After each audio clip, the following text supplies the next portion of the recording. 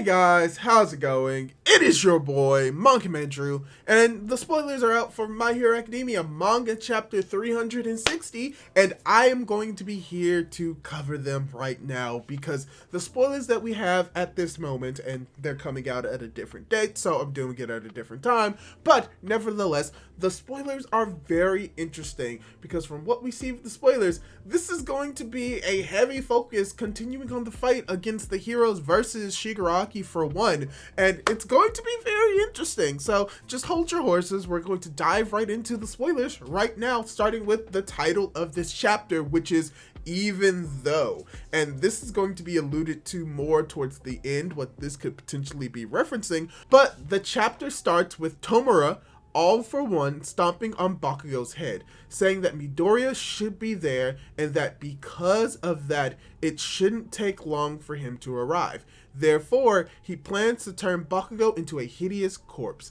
If Deku was already so enraged when his friend was pierced in the previous war, how would he react if he were killed?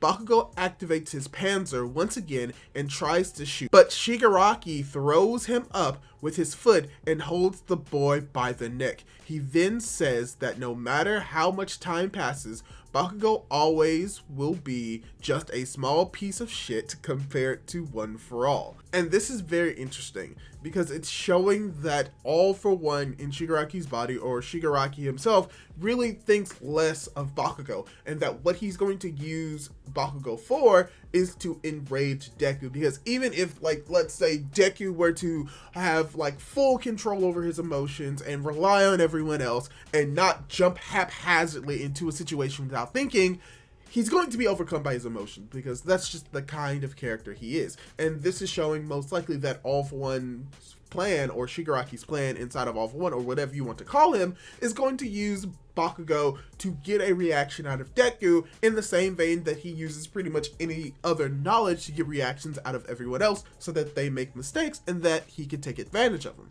And from what we see with the next part of the text spoilers, that's when Nejire arrives with a new attack, Gringing Pike, but All for One holds Bakugo as hostage, forcing her to redirect the blow to dodge him. It is at this point that Shigaraki feels his back being stabbed, and we see that Sun Eater was camouflaged nearby. He now has two huge scorpion tails and is using them together with octopus properties. Shigaraki notices that the attack is imbued with poison, but soon grows a finger mouth that removes the toxin. More strange fingers begin to grow on a large scale, and he says that his body will always adapt to the situation.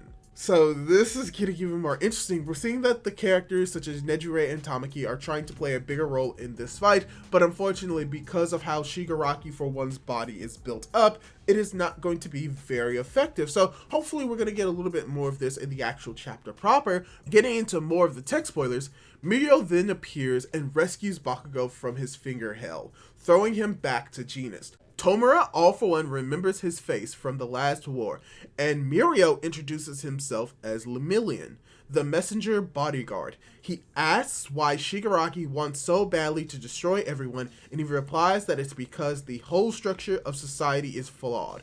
Meanwhile, Nejire shoots a small wave that is absorbed by Mirio's right arm. He says that the explanation is due to the fact that Tomura, All for One, has never had any friends, because otherwise he would know that some things cannot be destroyed. He then hits Shigaraki with a wave punch while acknowledging to himself that they have no way to do any significant damage until Midoriya arrives. So this is very interesting in itself. We're getting to see a new combo move with Nejire and Mirio, so we're getting to get a little bit more understanding of Mirio's abilities and what his tangible incorporeal body can actually do with other attacks, or most likely than not what is happening is that Nejire is just wrapping the wave around his arm to give Mirio an extra boost in power. So from what we're seeing, most likely this is going to be the tactic for the heroes. Mirio goes in because he can get in close, Nejire is going to add boosting to his attacks, and then you're just going to have Tamaki playing pure support. So that makes sense, and I kind of like where this is going to go, and for what we see with some of the images, it's going to look very interesting. And now we're diving into probably the final part of the spoilers, because this is going to be a relatively short and mostly action-packed chapter, because we cut to Best Jeanist and we see him asking Bakugo to show him his right arm so that he can make a suture with his wires. But Bakugo doesn't respond. He just pressing very hard against the grass. Jeanist sees this as the boy feeling devastated after being defeated by Shigaraki so easily and says that there's no point in comparing the two of them because that monster is on another level of existence. But before he can finish his speech, he hears Bakugo speaking. Finger, right, faint. Bakugo continues watching the battlefield and analyzing the situation as if he were there. Even though he has been knocked down and crushed, Dynamite's spirit remains firm and strong.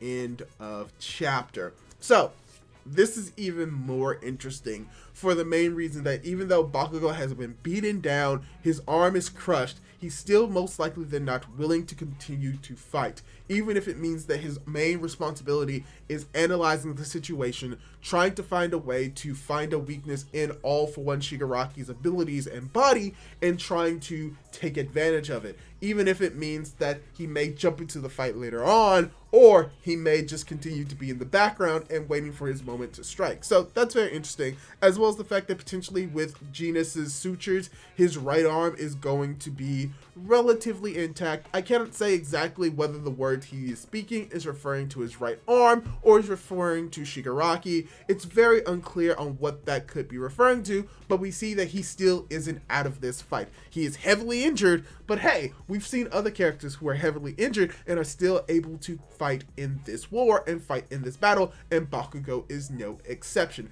So yeah, that's all the spoilers that we have for this week. This was a very short chapter, and most likely than not, we're going to have a even shorter chapter within the next week, mainly because of the focus being primarily on fighting. And when it comes to Hirokoshi's fights in My Hero Academia, it's less important about how these characters are fighting and more about how these characters are feeling. So we're going to most likely have shorter chapters with smaller action to make way for chapters where we have a lot more dialogue and character introspection.